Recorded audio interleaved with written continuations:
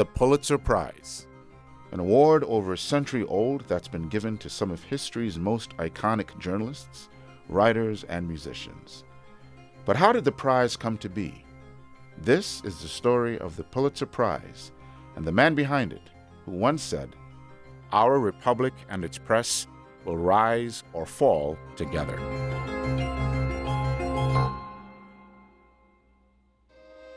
Born in Hungary in 1847, Joseph Pulitzer was recruited by the Union Army in Germany and emigrated to the United States in 1864.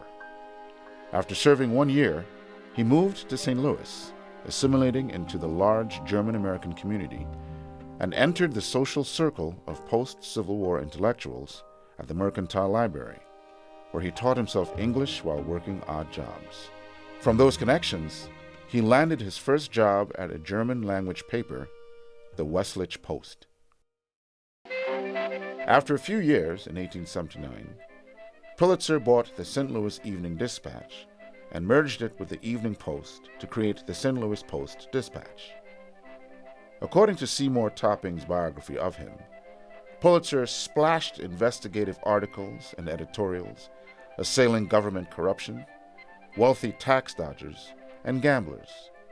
This populist appeal was effective, circulation mounted, and the paper prospered. This kind of enterprise reporting would later be celebrated by the Pulitzer Prizes that would be given out over the course of 100+ years. The Post-Dispatch still publishes today.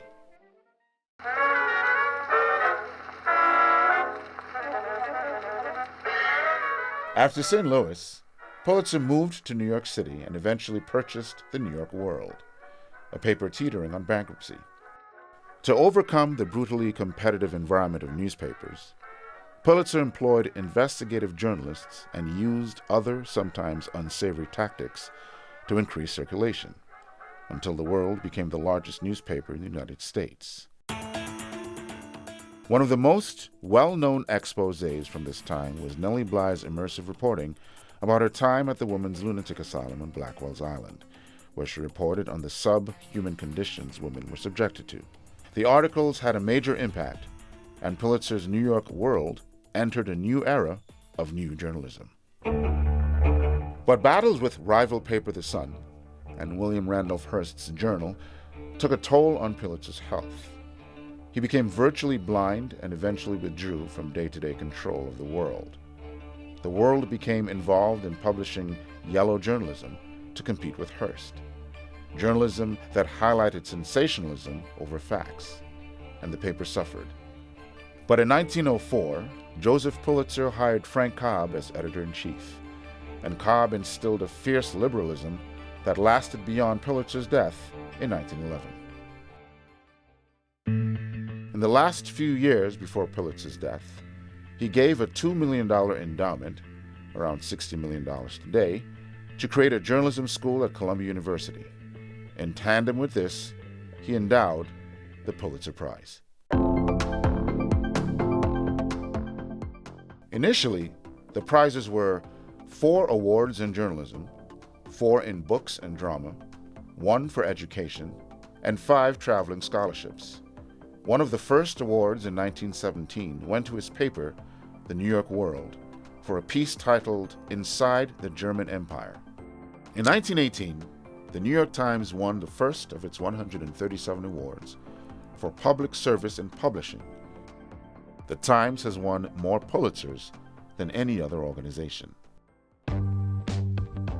But Joseph Pulitzer ensured that the awards would change with the times by establishing an overseer board, and by ensuring that if there were no entries worthy of a category in that year, the award would not be given out.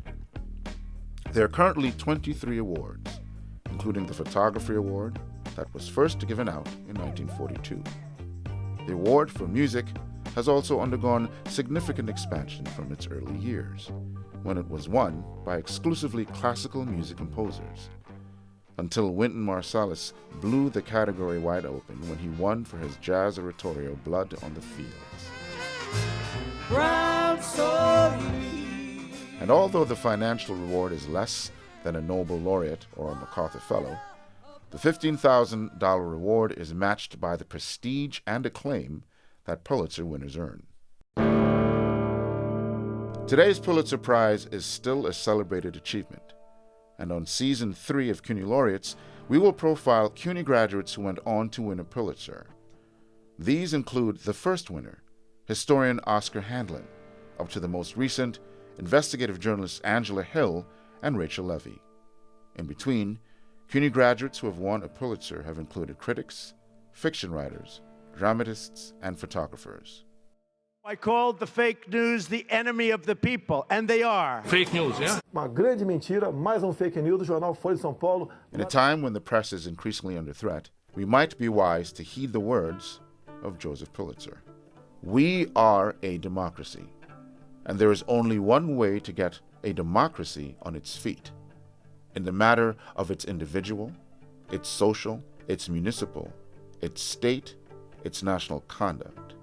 And that is by keeping the public informed about what is going on.